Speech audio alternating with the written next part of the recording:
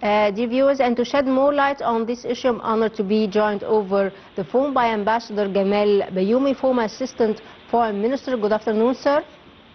Good afternoon. How are you? Thank you so much, sir, and thank you so much, Mr. Ambassador, for joining us on Nile TV International.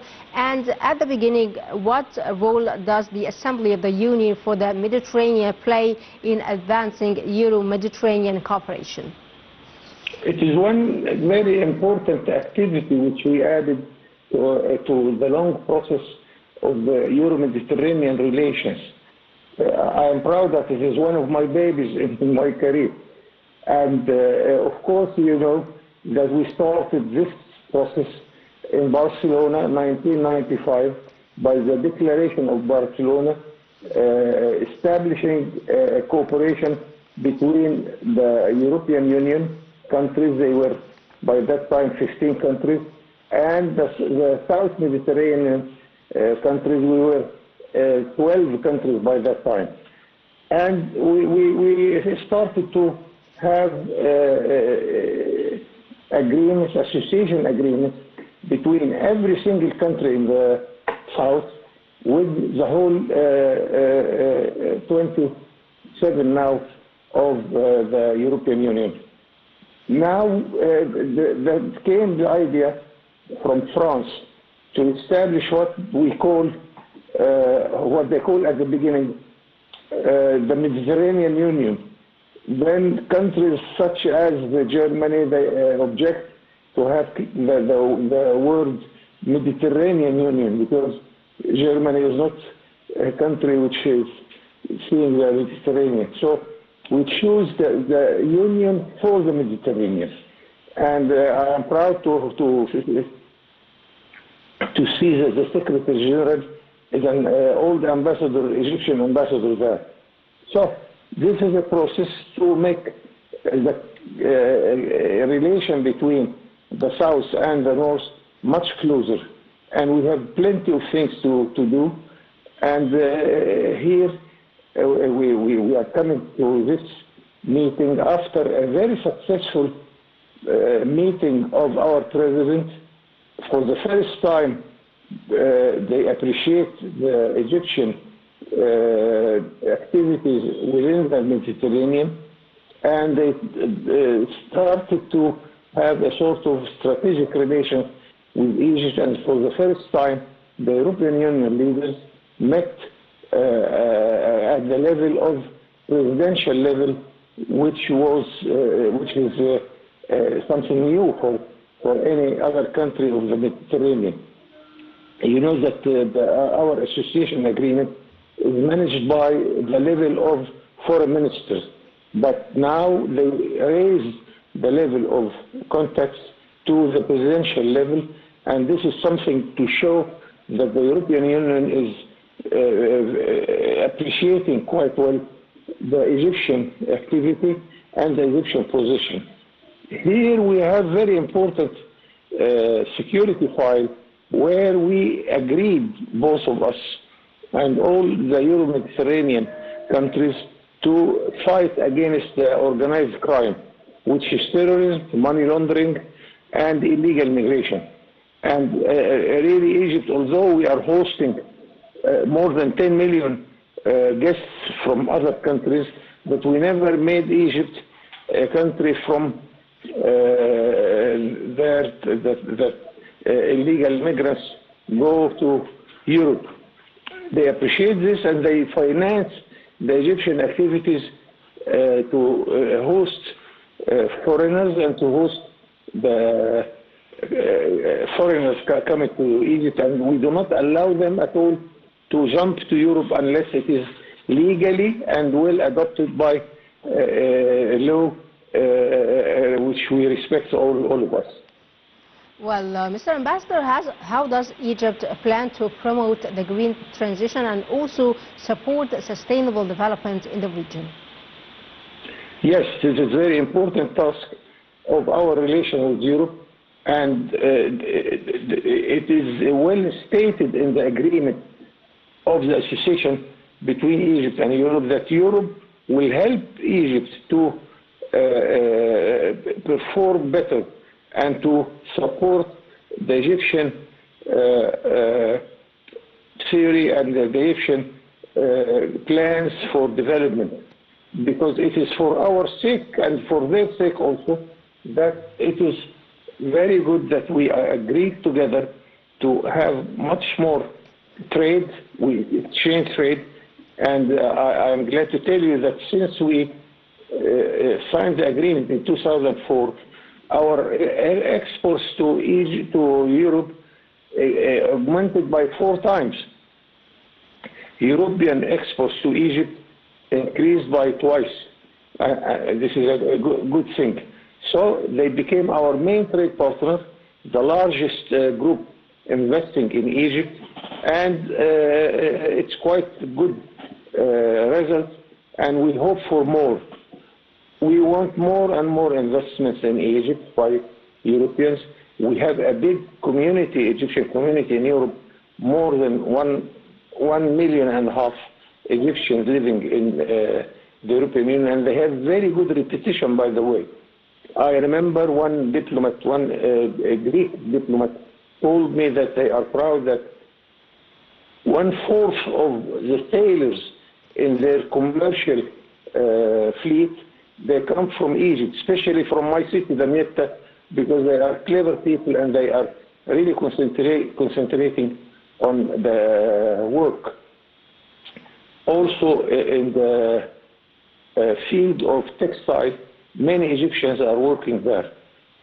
That's why Italy granted Egypt 6,000 permanent visas for those who want to go to Italy and to migrate to Italy by legal way. Greece also is granting us 3,000 visas for those who want to go to Greece by legal ways. I hope that we do the efforts in order to seize this opportunity and to encourage our young people, especially, who are seeking to go to Europe to seek better jobs. And I have witnessed many people went through this program and they gain a lot because they go there, they are respected by law, they are giving some pocket money at the beginning until they got good job and so on. So the sky is the limit, and we are thinking all the time how to make the relation even much more better and better. Well, Mr. Ambassador, how does Egypt hosting of Sharm el-Sheikh International Peace Summit contribute to regional peace efforts? This is another story of success. I am so proud as an old diplomat to see my president hosting tens of heads of states and kings and so on, several times for the peace conference, then for the Euro-Mediterranean process, and then he was hosted in Brussels to be the host of the 27 heads of states. This is a good example of our success in our foreign relations with all our partners. And I am glad to tell our audience that Cairo became now the most attractive city for foreign embassies, and we have the largest American embassy in the whole world. We have the largest Saudi embassy in the whole world, and this means it reflects that the relation is really widening and deepening all the time.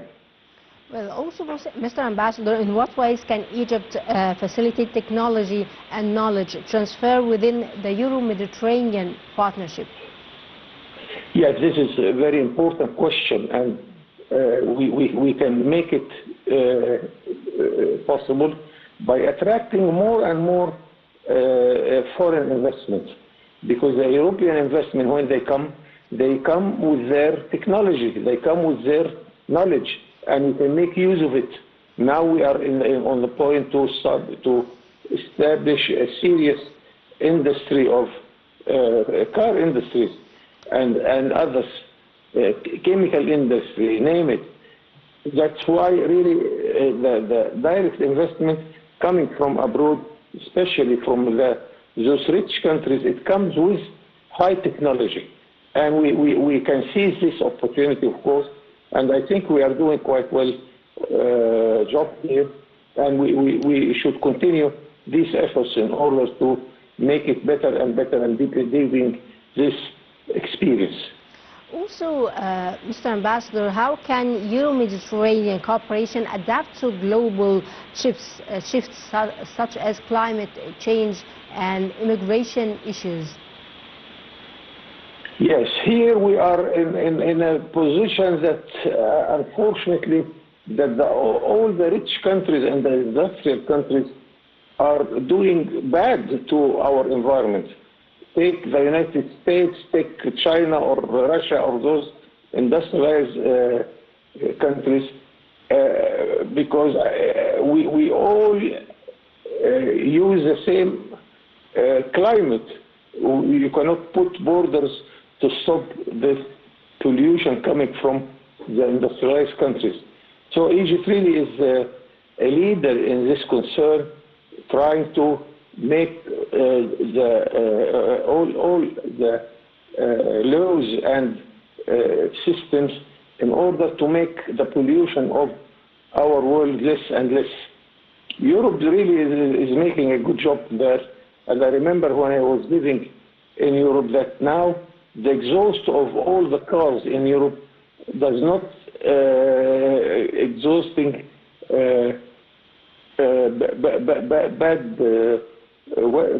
bad things to the weather.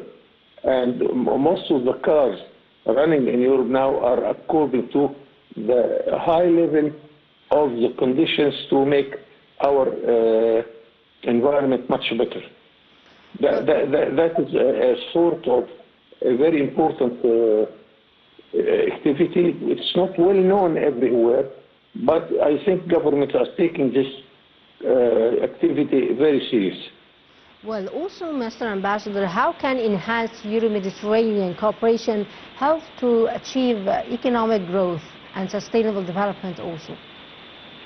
Yes, by what we are seeing, many conferences, many meetings between high officials, and also by involving different people, businessmen, people from the universities, education people, and some many activities like that. If we continue the dialogue, we immediately discover ways and means to make our life much better. And I think we are doing fine, and we have to be ambitious and to double our efforts in all these matters. Well, one final question, Mr. Ambassador. How does Egypt's leadership plan to reinforce regional cooperation? Egypt really is enjoying a very good position. We are part of the Arab world, of course, and we have a large free trade area among the Arab countries. We are leaders in Africa, and we are the most country which preside the African Union several times. Now, according to the initiative of our president, we make Africa one whole big market, no sub-regional groups anymore, but Africa now is more than 50 countries in one regional group. Also, we are members of the Euro-Mediterranean group. So, as a matter of fact, the trick is, if you invite somebody to come and invest in Egypt, is not investing for the 100 million inhabitants. No, we are open to 2,000 million inhabitants in Europe, in the Arab world, and in Africa also. And by that, we can attract more and more investors. And this, of course, for the better life for our citizens, for more jobs, for more production and more exports. And this will make our life by indeed much better by all these activities. Well, Mr. Ambassador Gamal Bayoumi, former Assistant Foreign Minister, I would like to thank you so much, sir, for insight. Thank you so much. And dear viewers, European Commissioner for Humanitarian Aid and Crisis Management affirmed on Friday that it is time to end violence against the Palestinian people, warning that the current humanitarian situation in the Gaza Strip is catastrophic, where families are living on the edge. We have more details in the following report. European Commissioner of Humanitarian Aid and Crisis Management Hajj Al-Laib affirmed on Friday that it is time to end violence against the Palestinian people, warning that the current humanitarian situation in the Gaza Strip is catastrophic, where families are living on the edge. During a press conference at the Rafah border crossing, Naib said that the Palestinians have nowhere to turn as winter approaches, noting that experts warn that the coming months will be harsh for the residents of the Strip.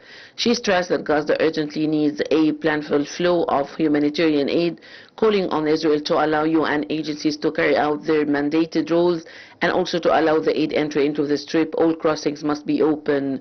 Since May 2024, Israel has raided the Palestinian side from the Rafah crossing and taken control of it, blocking all forms of aid from flowing into the Gaza Strip, despite hundreds of tons of aid piling up from the Egyptian side. Egypt has repeatedly called for the opening of the crossing to ease the humanitarian catastrophe in Gaza. Israeli Prime Minister Benjamin Netanyahu said, however, that he would only allow the opening of the Rafah crossing to let the Palestinians leave. During the press conference, Laib pointed to detecting repeated violations of the ceasefire in Gaza. She underscored the need to maintain the ceasefire deal, honor the peace process and the terms of Gaza agreement, uphold international law and ensure the protection of civilians. She further commended Egypt's efforts to bring about a genuine end to the Gaza Strip, stressing the importance of launching early recovery and reconstruction projects to restore normal life in the Strip. Naib also stressed that a two-state solution requires the Palestinian state with strong governing authority.